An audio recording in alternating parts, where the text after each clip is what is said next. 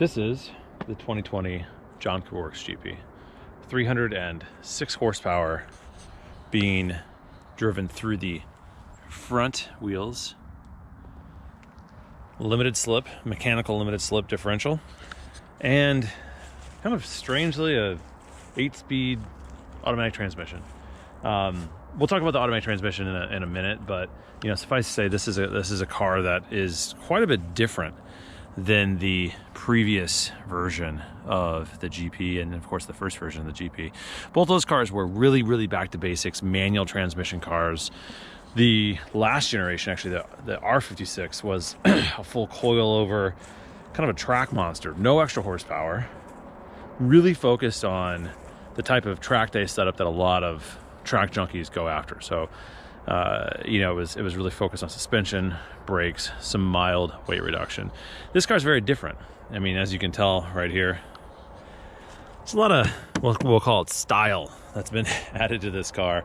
It's not really functional, doesn't hurt the aero, doesn't necessarily help it, but it does give it a certain look, and honestly, I like it a lot. It's taken a while for me to kind of get my head around it, but I dig it.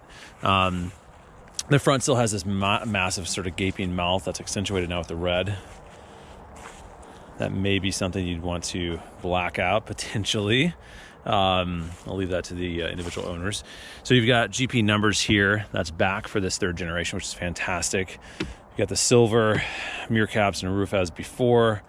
And of course, you've got more of this cladding. Interesting cutout right here. Obviously, that's for a reason.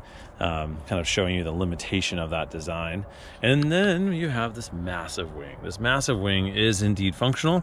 It reduces lift. I'm told it does not necessarily generate downforce, but it is by far and away the most functional aero Mini has ever created for a car. Even little gurney flaps on this thing. If you look very closely, gotta love that detail. So inside, it's as you can imagine, pretty simple. That's it. There's your luggage compartment divider, which is not functional in terms of structural rigidity, but you know what? They never have been.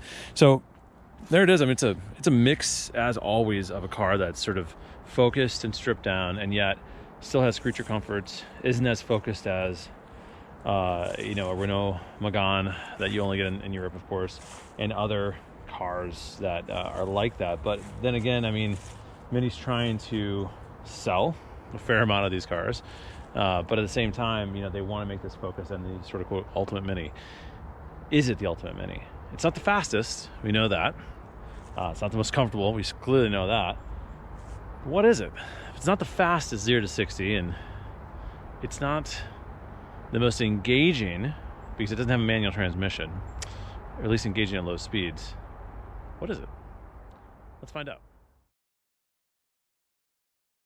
You really have to be on your game to drive this car fast. Now, on a racetrack, things are a little bit different. On a racetrack, you've got theoretically perfect tarmac. You've got plenty of space. You know, this is a car that is a weapon, and I've experienced it. It is an absolute weapon. You know, it is. This is the best Mini on a racetrack I've ever experienced my entire life, like hands down, no question about it.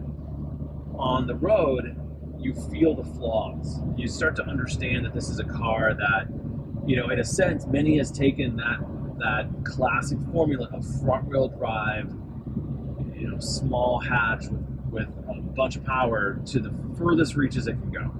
It really cannot go any further without some substantial changes. You know, would this car have been better with the manual transmission? I think it would have been. I think it absolutely would have been. Unfortunately, BMW doesn't have one to throw in here, so there's not much to do. But that would have certainly helped. It would have made it interesting. I just see this. See that wheel? Just. I mean, I was barely controlling it there. That's hard to.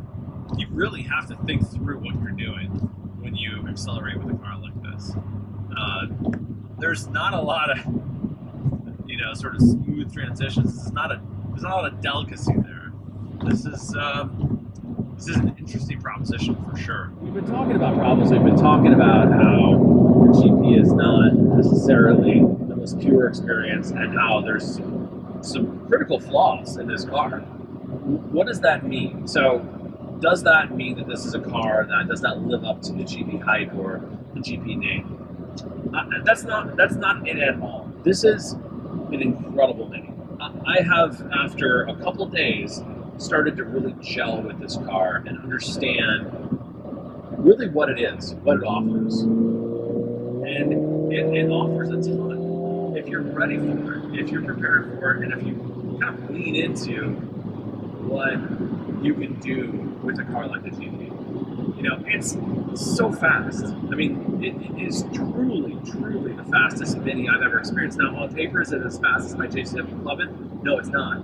But I would argue that mid-range, this is a car that's probably faster, because at that point, grip is not as much of an issue. And around a racetrack, this is a car that's faster, unquestionably. And so, net, this is the fastest Mini ever produced. That's the way I look at it. And because of that, inevitably there are trade-offs. I mean, there's no backseat, for God's sake. There are trade-offs. Some of the trade-offs are, of course, some of that smooth transition, some of that sort of purity that you might feel with a Cooper, even. Some of the trade-offs also are the fact that there's an automatic transmission here, because unfortunately BMW does not sell a manual that can cope with this much torque. So that's another trade-off. But it doesn't mean this is a bad car. In fact, what it means is this is a dedicated car. This is a car that is focused on being the fastest Mini around a racetrack, being the most, really, again, focused Mini in a lot of ways, in terms of sheer speed. Doesn't mean it's the most engaging, it's not. I mean, where Minis used to be so great because they were engaging below 30 miles an hour, that's not what this car is. This car is not engaging as a Cooper below 30. Above 30, it's the most exhilarating Mini you'll ever experience by a wide margin. It's been a long day of driving. We have run into a very different weather pattern over the past couple hours. So where things were sunny and beautiful, now they've gone windy and cold. And through it all, I think the one thing that's remained constant is this car cannot put its power down. No matter what the conditions, if it's at all damp or cold, you're not going to be able to get the 330 foot-pound of torque down to the tarmac. And I think that kind of underlines the differences here from the original two GPs. I mean, this is a car that is flipped the GP equation on its head. It's not about the delicacy. It's not about less weight. It's not about, the chassis dynamics necessarily. It's about power. It's about speed. It's about speed in a straight line. It's about speed around corners when you've got, a racetrack or you've got your tires warmed up. It's a blunt force object. And the brakes, I think, help to really sell that as well. I mean, the brakes are massive. They're over 16-inch discs, for God's sake. Large Brembo calipers up front. It's a very different equation that we're looking at. And so what does that mean? I mean, is this still a GP? Would we consider this a GP in the mold of the others? In a sense, no, it's not. It is not that classic equation that we've come to know. It's a very different type of GP. It's not a GP that you feel alive under 20, even 30 miles an hour. This is a car that you want to drive fast, and it kind of begs for it. Begs for a track, it begs for that smooth tarmac. And so it's a different equation. It's flipped the equation on its head. And I can't fault Mini for trying something new. I don't know ultimately if it's as immediately enjoyable as the first two GPs, but I think ultimately it is the better car. It's the faster car. It's the more capable car in every possible way. And you still get a thrill out of it. In fact, you get just as much of a thrill as you did before. I mean, speed thrills. And the fact that they have bigger brakes, the grip is fantastic when it's not cold or not wet out. It's really worth the name in that regard. This is the ultimate Mini. And for that, I think Mini needs to be applauded for that. Be applauded for doing something a little bit different. They've gone out on a limb here, created a performance halo product with an automatic transmission that goes against many of the principles that we would think about when we consider what the Mini brand is known for. And by and large, they've succeeded. The transmission isn't perfect. but it's pretty good. The engine's phenomenal. Does it overwhelm the front tires? It does. But that flaw is some of the character you come to love after you live with this car for a little bit. So, congrats, Mini. You've done it again. You've done it differently, but you've done it again.